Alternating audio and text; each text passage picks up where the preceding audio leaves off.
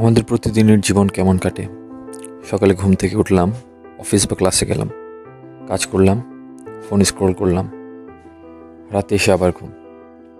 এই রুটিনের বাইরে আমরা কতটুকু সময় দিই নিজেদের জন্য, আমাদের মন আর শরীরের জন্য? আমাদের নিজেদের জন্য সময় প্রয়োজন, একান্ত সময়, নির্জন, একাকী। এজন্য আমাদের প্রয়োজন প্রকৃতির মাঝে হারিয়ে যাওয়া, নিজেকে প্রকৃতির মাঝে বিলিয়ে দেওয়া, প্রকৃতির সাথে নিজেকে আলিঙ্গন করা। তাই আমাদের প্রয়োজন পাহাড় অথবা সমুদ্রের মাঝে হারিয়ে যাওয়া। পাহাড়ে একদিন কাটানোর অভিজ্ঞতা একদম আলাদা।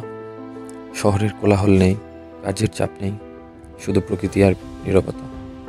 প্রথমেই যেটা হয় সেটা হলো মাথাটা হালকা হয়ে যায়। আমরা সবসময় দুশ্চিন্তা করি, এটা করতে হবে, ওটা করতে হবে, কিন্তু পাহাড়ে গেলে বুঝি জীবনের শুধু দৌড়ানোর নাম নয়। মাঝে মাঝে থামতে হয়, চারপাশ দেখতে হয়। অনেকেই ভাবে পাহাড়ে গিয়ে বসে থাকলেই হবে। আসলে না, পাহাড়ে ওঠা একটা চ্যালেঞ্জ।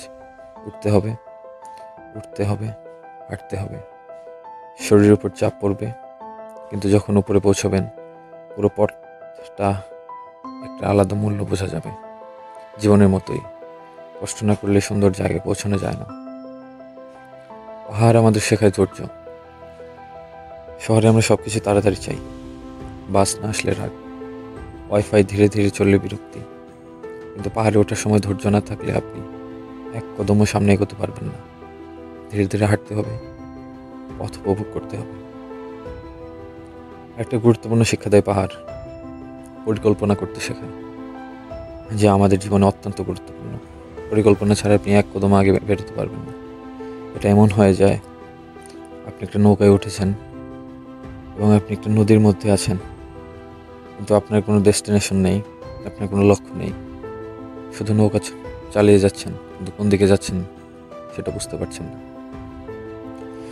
পাহাড়ে যদি প্রস্তুতি ছাড়া বের হন, পানি না নেন, সঠিক জুতা না পরেন, তাহলে পুরো ভ্রমণ কষ্টকর হয়ে যাবে। জীবনে ঠিক তাই, ভালো কিছু করতে চাইলে আগে চিন্তা করতে হবে, প্রস্তুতি নিতে হবে। পাহাড় আমাদের সহযোগিতা আর দলবদ্ধভাবে কাজ করার গুরুত্ব বোঝায়।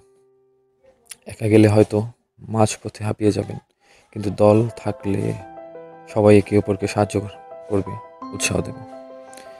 কাজের ক্ষেত্রেও, জীবনের যে কোনো ক্ষেত্রে একা চলা যতই ভালো লাগুক, সঠিক সময়ে সঠিক মানুষের পাশে পাওয়া দরকার হয়। আরেকটা বড় শিক্ষা হলো প্রকৃতির প্রতি আমাদের দায়িত্ব। পাহাড়ে গিয়ে যদি প্লাস্টিক ফেলে আসি, তাহলে সেই সুন্দর জায়গাগুলো নষ্ট হয়ে যাবে। আমরা চাইলে আমাদের ভবিষ্যৎ প্রজন্মের জন্য ওগুলো সুন্দর রাখতে পারি। সবচেয়ে বড় ব্যাপার হলো পাহাড় আমাদের চোখ খুলে দেয়। আমাদের জীবনের অনেক সমস্যাকে আমরা বিশাল মনে করি, কিন্তু পাহাড়ের চূড়া থেকে যখন নিচের দিকে তাকাই, তখন বুঝি এই পৃথিবী কত বিশাল, আমাদের সমস্যা আসলে কত ছোট।